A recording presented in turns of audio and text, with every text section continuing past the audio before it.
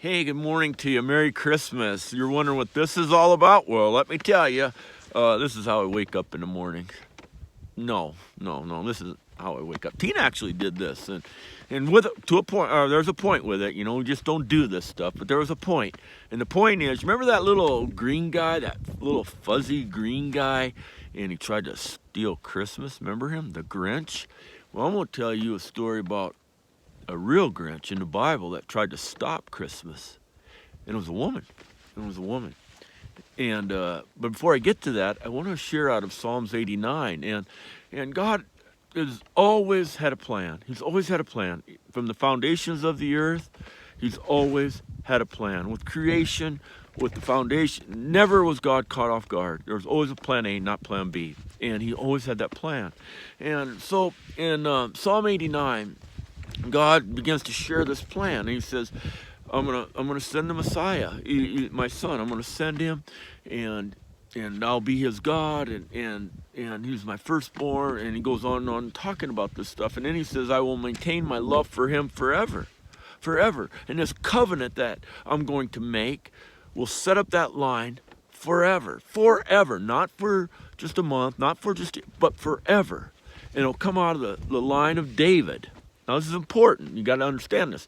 So out of the line of David, King David, all those years ago, God said, from that line all the way down to Jesus, I'm going to keep it never being severed, never being cut off, and then it's going to go out to the people. The gospel is going to go out to the people, and they will become my seed. And this is what He's saying.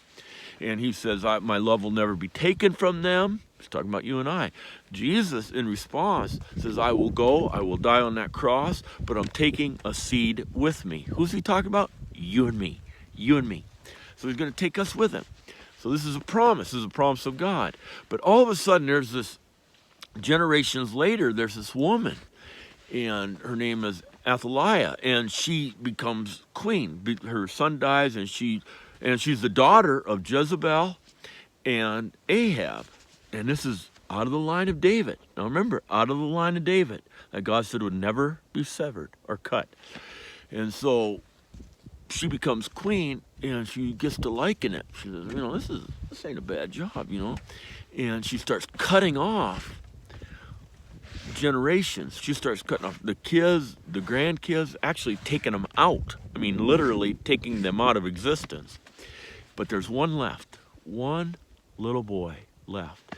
And a woman grabs him and takes him out into the temple, into the bedchamber, actually. And they hide this little boy. And then they take him to the temple, to the church. And, of course, Athaliah isn't going to look in a church because she is not into that at all. For 6 years. And on the 7th year, they bring that little boy out, the last descendant, the last line of David, and said, here's the king. And they put away Athaliah, and this little boy becomes king.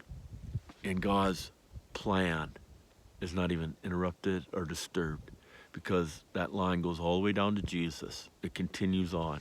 And I thought that's so powerful, because, sometimes we can feel like we're lost, or what plan does God have for me? And I'm just spinning my wheels. And which is another interesting point, because you know why people spin their wheels on the racetrack? To throw off the debris.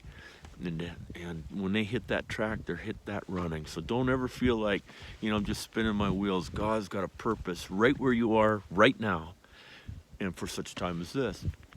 So this little boy becomes king, and all the way down the line is unsevered or uncut. But at the cross, and what Jesus did for us, and we become His seed, and I still believe that the enemy is still trying to cut off God's seed. He's still trying to cut you and I, whether in our relationship or whether in communication with God. He's trying to cut that. And society is sometimes falling into that, where, you believe in God, that's just all nonsense. It's just like Santa Claus and all that. And they're trying to cause doubt to come in, and you don't believe anymore.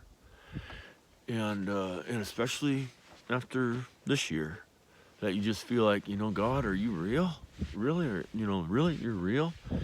And but He says, you know what? You are my seed, and I will keep you. And I want to encourage you, don't ever let your joy be robbed.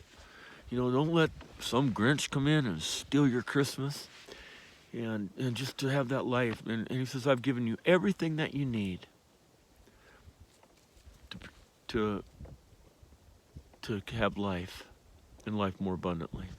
So God bless you. Merry Christmas. I just had a brand new granddaughter. Life is just, man, it's exciting. This is an exciting ride, you know. Nobody can ever say it's boring. God bless you.